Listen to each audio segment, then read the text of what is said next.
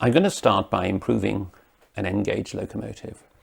In this case, the latest Bachmann Farish V2, LNER condition V2. I have to say I have a bit of ambivalence towards N-gauge. But things are improving. I think they've still got a bit to go. But Bachmann are to be congratulated on improving what were the original Farish range. This is a Farish A3 chassis. Now, I rejected something like this 40 years ago. That's solid wheels, no brakes, vast gaps. These are supposed to be 6'8" drivers at 7-foot centres. Well, you could fit a giant in that gap. And look at these bogie wheels. Well, fortunately, there are improvements. We still have non-see-through wheels, but at least we have brake gear and we have more correct diameter of wheels, and there should be a big gap. V2 has an asymmetric chassis. But how do we hide this business that you can't see right through the wheels? I'm told that it's because of casting difficulties. Well, sort them out, guys. You know, produce a tool that allows you to see right through the wheels. The real things are open. Anyway, how can we disguise it? We can disguise it with paint. Humbrol 85, which will no doubt you'll be familiar with from part 3. And I'm just going to paint the wheel. This tends to sort of, I said knackered in part 3 and nobody's picked me up on it, so I'll say it again. It tends to sort of damage the brush. So even though this is a sable, try not to be too fierce with it. The trick is to paint into the apertures. Now, it shouldn't have black wheels, it should have green wheels. So these are sort of rather top class ear things, aren't they? I don't know where I got these. Dip them in enamel thinners, take off the worst, bit of rag, and then just rub the wheel.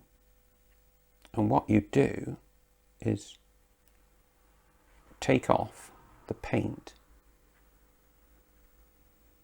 off the spokes, but leave it. They get very, very dirty very quickly, but since you buy these in hundreds, so the green starts to show through again. It appears shiny because that's mainly thinners now with a little bit of pigment. But you'll note that the green is showing through, and it's certainly giving the impression that the wheel is, if not see-through, not quite so blatantly green at the back. Let's do the driver.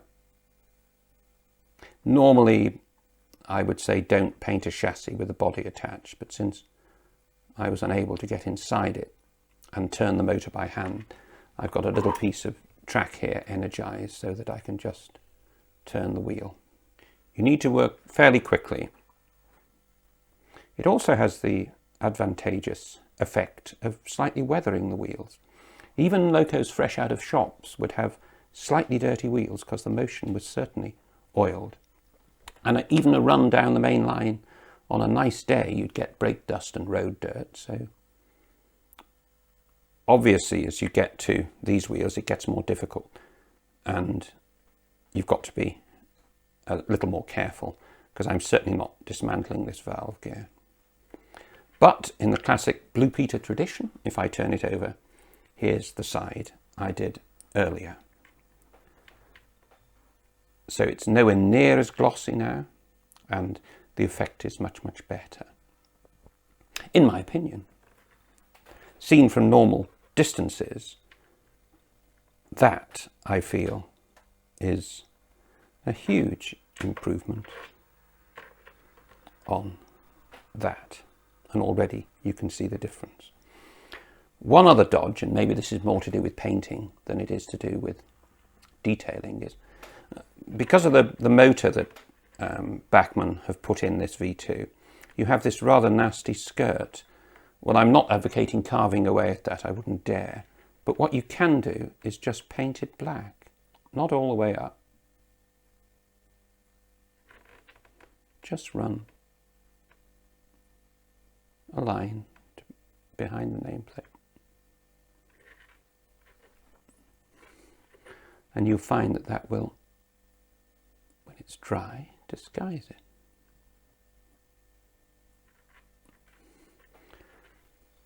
Turn it round. That's what I did earlier, and that does look better. One final little lick with the paint. RTR painting specification had the stocks black, not red, so just paint the stocks.